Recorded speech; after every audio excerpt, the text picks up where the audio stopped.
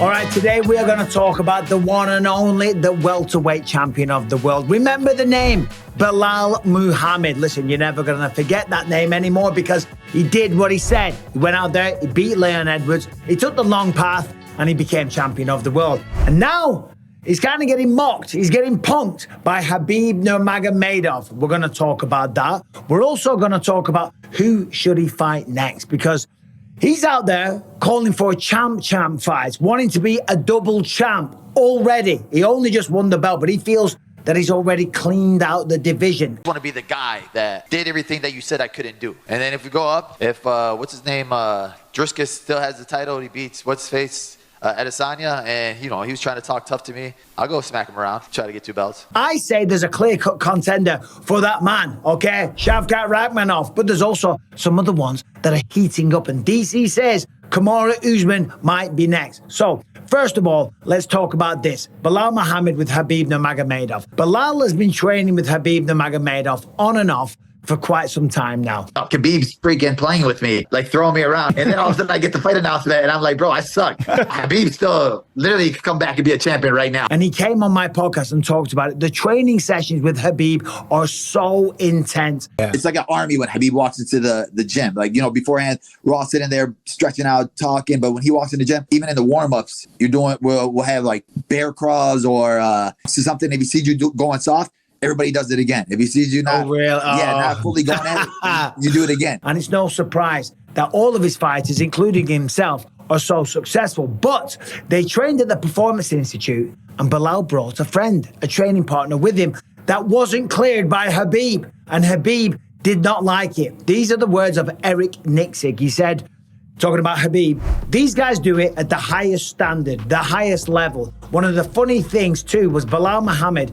brought a guest that was not cleared by Khabib. And then Khabib was not happy about it and just kind of like made me realize that maybe I open my doors too much and allow people to come and train that we don't vet through the system.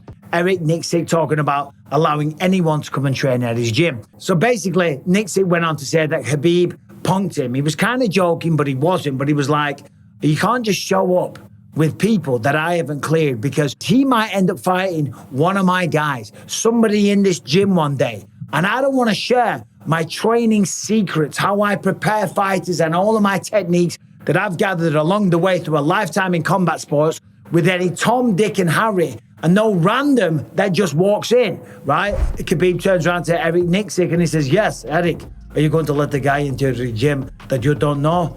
Maybe he's fighting one of your guys. This is number one bullshit, okay? This is number one bullshit. So there's that, right? Khabib just put Belal in his place and said, listen, this is not an open door. You can't bring people in. Khabib Nurmagomedov has got every right to say that. And Belal was very, very respectful. And he apologized. He said, listen, I didn't realize. And that's all well and good, right? Different training rooms, different conditions, different parameters, different restrictions. But shout out to Khabib Nurmagomedov. What he's done with his career and everyone that he trains is unbelievable. But the story is, Belal Muhammad went out, dominated Leon Edwards, a man that was kind of on track to become a long-time champion, okay? If he got through Belal, who else was there? Because Leon was kind of wiping the floor with everybody. It seemed that he had the antidote to the good wrestlers in the division. He was able to beat Kamaru. He was able to beat Colby. And if he went through Belal Muhammad, well, there wasn't too many other people left. And that is why, because Belal Muhammad did beat him. It was a very, very dominant performance. That's why now Belal Muhammad is calling for champ status, because he says he's beaten everyone along the way and there's no one else to beat. Well, right now, there is 2 clear-cut contenders. Now, let's just look at the record of Belal Muhammad. He did go through everybody because he took a long path. You have to give Belal a lot of credit. Took out Leon Edwards, Gilbert Burns, Sean Brady, Vicente Luque, Stephen Thompson, Damian Maia, Takashi Sato. So those 5 there, Thompson, Luque, Brady, Gilbert Burns, Leon Edwards. It's not the whole of the division, but it is a few of the bigger names. Sure enough, Thompson's almost retired. Damian Maia is retired. But Sean Brady, Gilbert Burns, Leon Edwards, 3 of the biggest names in the welterweight division. However, there's still one glaring name, and that man's name is Shavkat Rakhmonov. What are you talking about, Belal? Big fan of your work. Unbelievable what you achieved. But my God, if there was ever a contender, it's the 18-0 welterweight that has finished everybody. 18-0, undefeated, finished them all.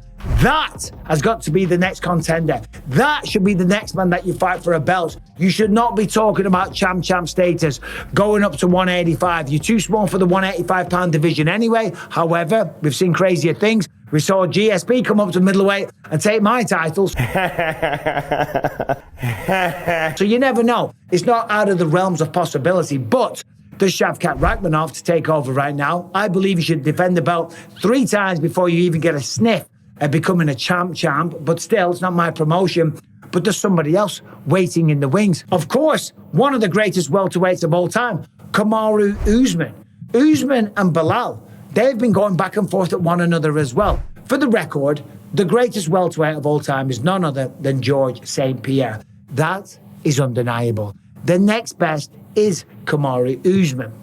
Kamaru Usman was tweeting about Belal, and he said, all right, enough of the nice guy.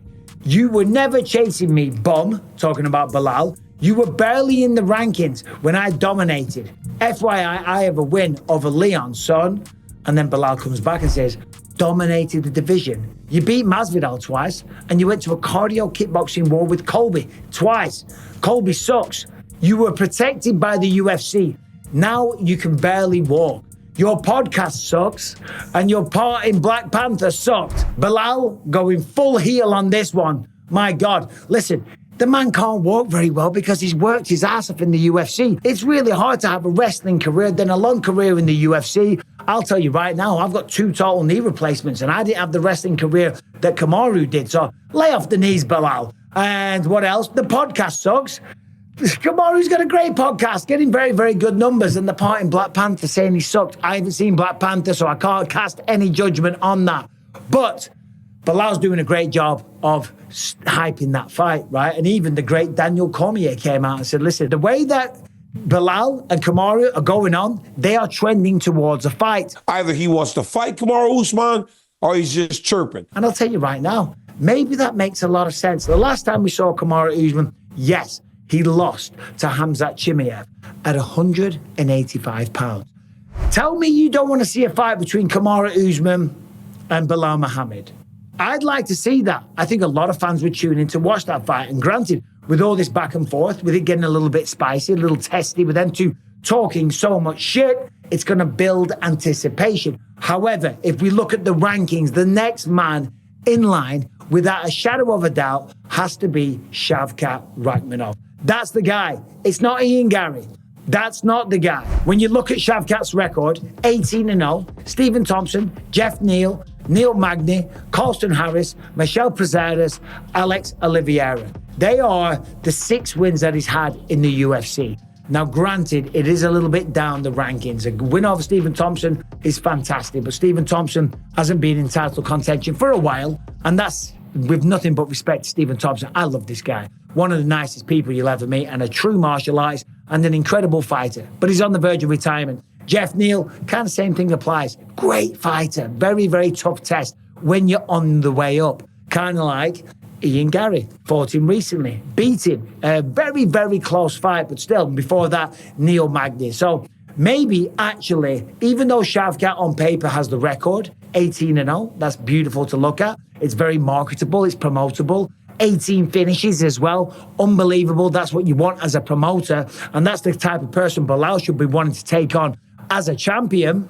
Stephen Thompson with the last win. Jeff Neal before that. Is that as good as the record of Kamaru Usman? Now, we know Usman lost his belt to Leon. Then he lost the rematch. And then he lost against Khamzat Chimaev.